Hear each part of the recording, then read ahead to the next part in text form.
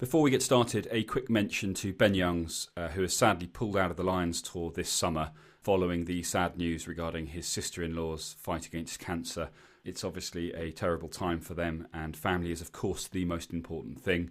Our thoughts and wishes are with the Youngs family, and we wish them all the best. Welcome to the England Rugby Pod.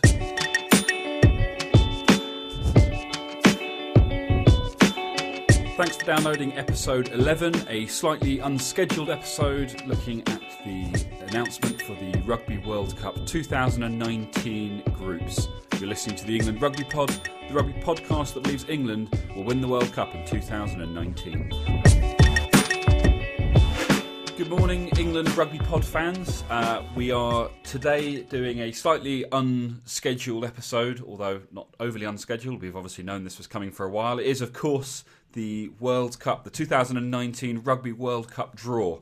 Obviously a key element in England's plans as far as becoming the next World Cup winners in 2019. So we're gonna announce the various pools, the groups, who's in what groups, what does it mean for England, and so on as it happens. And you can obviously, well, you're listening, so you're getting your information directly from this source at least. Before we get started, a quick look at what the potential groups could look like, what we would like, what we wouldn't like.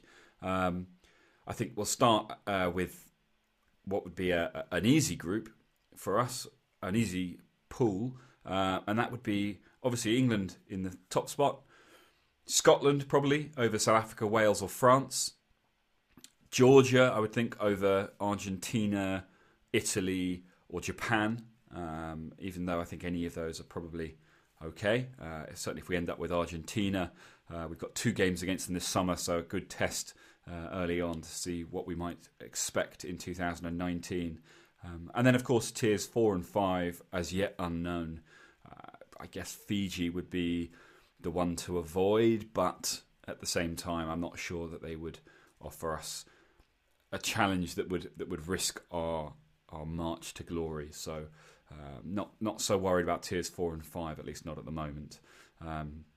So yeah, let's have a listen. Let's see what actually comes out of the draw and see where England end up, and we can then discuss what that means going forwards, and we'll obviously take a look at what the knockout stages look like, and therefore what the likelihood is of meeting New Zealand before or at the World Cup final.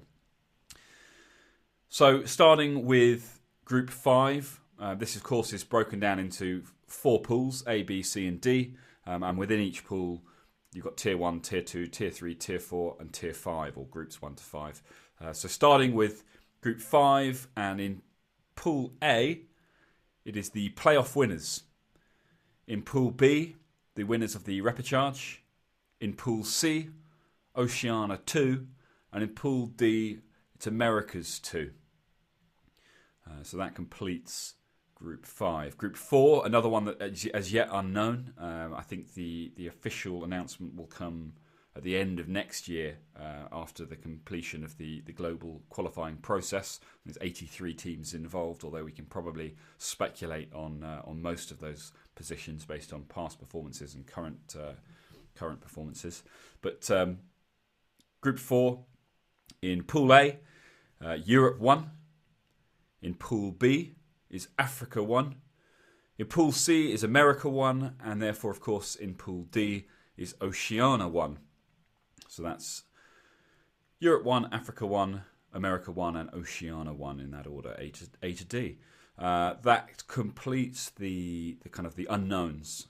So now we can move on to the known teams, the auto qualifiers, who obviously all finished in the top 3 of their groups in the 2015 World Cup, and then ordered, of course, by their world ranking. So in Group 3, Pool A, and its hosts Japan. Pool B is Italy. Pool C, Argentina. And Pool D, Georgia.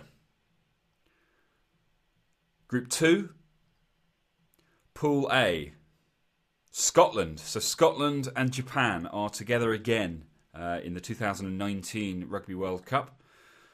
Pool B is South Africa. So South Africa and Italy. Pool C is France. France and Argentina. That's always an interesting one. And Pool D is Wales, of course. So Wales and Georgia. Nice easy one for Wales in Pool D. So Scotland, South Africa, France, Wales, A, B, C and D. Finally, Group 1. The big one where everyone's going to fit in and what it means the groups look like. So Pool A is Ireland. Ireland, Scotland and Japan, with EU1 and the playoff winners in the final spot. Pool B, New Zealand and South Africa meeting. New Zealand, South Africa, Italy, Africa's won and the repechage winner there in Pool B. So only 2 left. Pool C, England. There we go. England, France, Argentina, America's 1 and Oceania 2. We'll come back to what that means a little bit later on, but that's an interesting one. It's a couple of tough teams in there. Of course, we don't know what's coming from America's 1 and Oceania 2, but we will get onto that. And that, of course, means that in Pool D is Australia. Australia, Wales, Georgia, Oceania 1 and America's 2 making up Pool D. So there you have it. That is Pools A, B, C and D. 5 teams in each. A, Ireland, Scotland, Japan, EU1 playoff winner. Pool B, New Zealand, South Africa, Italy, Africa 1 and the repechage winner. Pool C, England's pool. England, France, Argentina, America's 1 and Oceania 2. And finally, Pool D, Australia, Wales, Georgia, Oceania 1 and America's 2. Right, so let's now discuss what this means, and we'll also take a look at how that impacts on the World Cup knockout stages. So England have obviously found themselves in probably the toughest group, England, France and Argentina. If you look across the other groups, Ireland, Scotland, Japan, obviously we know that Japan in 2015 caused an upset, so I suppose there's the potential for an upset there. But New Zealand, South Africa, Italy, you'd think that was a pretty safe bet, New Zealand and South Africa to go through. Australia, Wales, Georgia, again, you would expect that to be a fairly safe bet. Of course, I'm completely ignoring the potential impact of the unknown sides at this moment in time, but I think that's, unfortunately, at this stage in rugby, world rugby, that's probably a foregone conclusion.